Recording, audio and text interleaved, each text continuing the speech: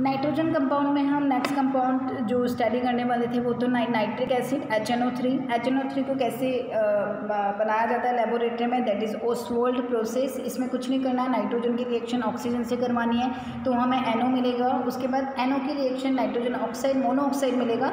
Nitrogen monoxide की reaction again हम oxygen से करवाएंगे जिससे हमें नाइट्रोजन डाइऑक्साइड मिलेगा। और नाइट्रोजन डाइऑक्साइड की रिएक्शन हम किससे करवा रहे हैं, H2O से करवा रहे हैं तो हमें क्या मिल गया, HNO3 मिल गया। तो ये हमारे पास क्या बना, ओस्वाल्ड मेथड है जिसमें कि हम क्या कर रहे हैं, HNO3 का फॉर्मेशन कर रहे हैं। लैब मेथड, लैब में कैसे बना सकते हो, सोडियम नाइट्रेट की रिएक्शन अगर आप सल्फ्यूरिक एसिड से करवा दो तो आपको HNO3 मिल जाता है।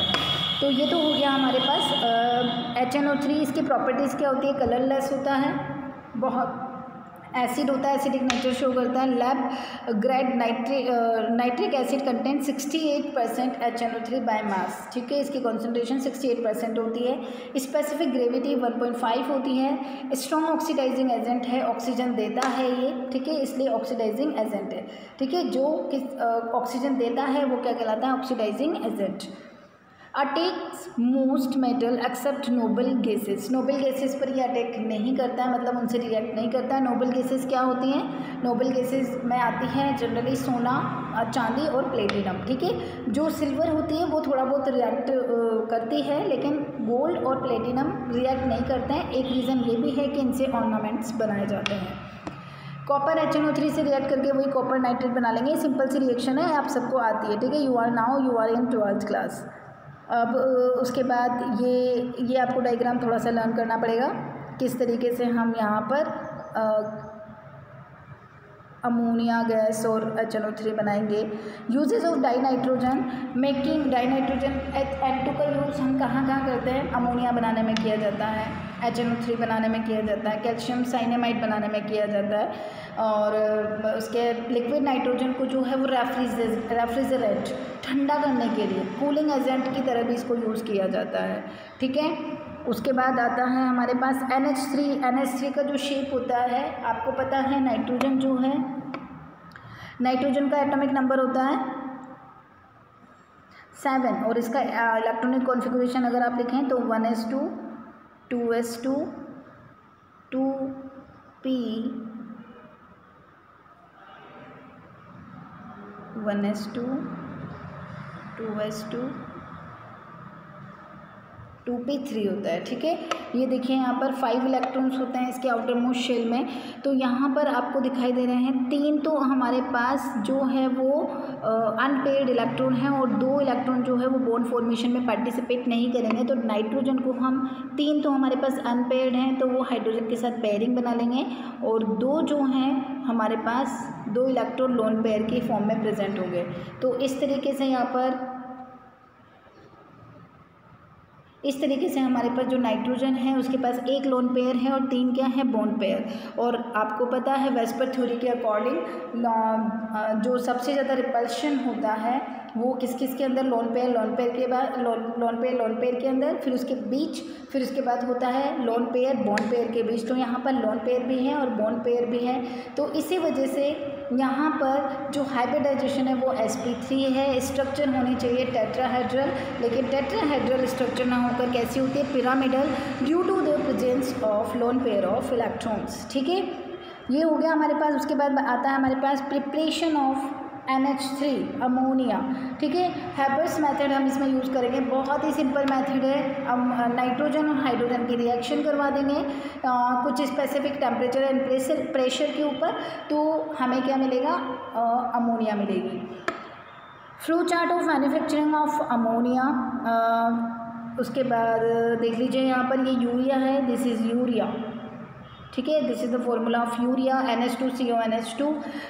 ये वाटर के साथ जब रिएक्ट करता है तो जो है वो अमोनिया कार्बोनेट बनाता है। उसके बाद अमोनियम कार्बोनेट जो है वो बाई डायरेक्शनल रिएक्शन शो करता है, डिकम्पोज हो जाता है और अमोनिया गैस देता है। ठीक है, जो आपको पता लग गया होगा, यूरिन जो होता है हमारा यूरिन, उसके अंदर यूरिया प्रेजेंट होता है NH2CONH2, और जो यूरिया होता है वो कुछ टाइम बाद वाटर के कॉन्टेक्ट में आके डिकम्पोज हो जाता है, और डिकम्पोज होने की वजह से अमोनिया गैस जो है वो डिस्चार्ज होती है, और इसी वजह से वॉशरूम में जो स्मेल आती है वो अमोनिया की वजह से ही आती है। ठीक है, form ammonium salt, ammonium salt जो है उससे भी हमें अमोनिया मिल सकता है। सिंपल सी बात है, जिसके अंदर NH4 है वो हमें अमोनिया दे सकता है। तो NH4Cl इसकी रिएक्शन हम बेस से करवा दें, कैल्शियम हाइड्रोक्साइड से करवा दें, तो हमें अमोनिया गैस मिलती है। और उसके बाद आता है हमारे पास डज नॉट ग्लो। उसके बाद अमोनिया जो है वो ग्लो नहीं करती है, लेस रिएक्टिव होती है, पॉलीमेट्रिक होती है। ठीक है, एंगल्स बनाती है डिफरेंट टाइप के, consisting of chain of P4 tetrahedral. ओहो, हम फॉस्फोरस के बारे में आ चुके हैं यहाँ पर, अब हम बात कर रहे हैं फॉस्फोरस के बारे में। ठीक है, फॉस्फोरस जो है नाइट्रोजन के बाद फॉस्फोरस की बात कर रहे हैं हम। नाइट्रोजन जो है फर्स्ट नाइट्रोजन फैमिली का फर्स्ट मेंबर था, उसके बाद सेकंड मेंबर फॉस्फोरस है, जिसका एटॉमिक नंबर होता है कितना होता है 15 होता है। ठीक है, फॉस्फोरस जो है वो ग्लो नहीं करता है, थोड़ा कम रिएक्टिव होता है, पॉलीमेरिक होता है, मतलब चेन बनाता है ये। ठीक है, फॉस्फोरस आपस में रिएक्ट करके चेन बना सकता है। आपको दिखाई दे रहा है कि ये चेन बना रहा है। Red phosphorus is prepared by the heating white phosphorus inert atmosphere में। अगर हम वाइट फॉस्फोरस को क्या करें, हीट दें, तो हमें रेड फॉस्फोरस मिल जाता है। ब्लैक फॉस्फोरस भी होता है जो कि लीस्ट रिएक्टिव एलोट्रॉप होता है। अच्छा, व्हाट इज एलोट्रॉप? ठीक है, एक ही एलिमेंट के different form of a single element which have different physical properties but chemical properties are same, उनको हम बोलेंगे एलोट्रॉप्स। तो फॉस्फोरस के डिफरेंट एलोट्रॉप्स प्रेजेंट होते हैं, white phosphorus, black phosphorus, yellow phosphorus भी होता है। वाइट, रेड एंड ब्लैक हो गया, ये डिफरेंट इनकी फिजिकल प्रॉपर्टी डिफरेंट है बट केमिकल प्रॉपर्टी सेम है। तो अभी हम बात करते हैं ब्लैक फॉस्फोरस की। Red phosphorus formed when red phosphorus is heated and sealed tube में रेड फॉस्फोरस को अगर हम क्या करें, गर्म करें, तो आपको देखो वाइट को गर्म करोगे तो रेड मिलेगा और रेड को गर्म करोगे तो ब्लैक मिलेगा। ठीक है, इट सप्लीमाइज इन एयर के अंदर ये सप्लीमेशन शो करता है। Have monoclinic and rhombohedral crystal. ठीक है, ये इस तरीके के क्रिस्टल भी ये शो करता है। डज नॉट कंडक्ट इलेक्ट्रिसिटी ये शो नहीं करता है। उसके बाद आता है हमारे पास फॉस्फोरस। ये सब सिर्फ आप इनकी प्रॉपर्टीज़ याद कर लें। गुड कंडक्टर ऑफ इलेक्ट्रिसिटी, ये आपके टॉपिक में नहीं है, थोड़ा सा एक्स्ट्रा टॉपिक आ गया है ये। उसके बाद आता है फॉस्फोरस के हाइड्राइड। फॉस्फोरस हाइड्रोजन से रिएक्ट करके क्या बनाता है, फॉस्फीन गैस बनाता है, जिसके बारे में हम PH3 that is the poisonous gas. ठीक है, PH3 कैसे बनाएगी, जो हमारे पास Ca3P2 है वो H2O से रिएक्ट करके क्या बना लेगा, कैल्शियम हाइड्रोक्साइड, और हमें क्या देगा, फॉस्फीन गैस देगा। कैल्शियम फॉस्फाइड किससे रिएक्ट करेगा, H2O से रिएक्ट करेगा। लैब में कैसे बनाया जा सकता है, फॉस्फोरस को हम NaOH H2O की प्रेजेंस में रिएक्ट करवाएंगे तो PH3 हमें मिलेगी।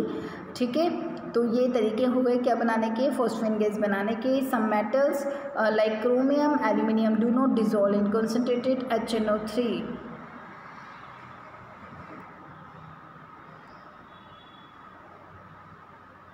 उसके बाद आप नाइट्रोजन जो है, brown ring test, nitric acid, allotropic form.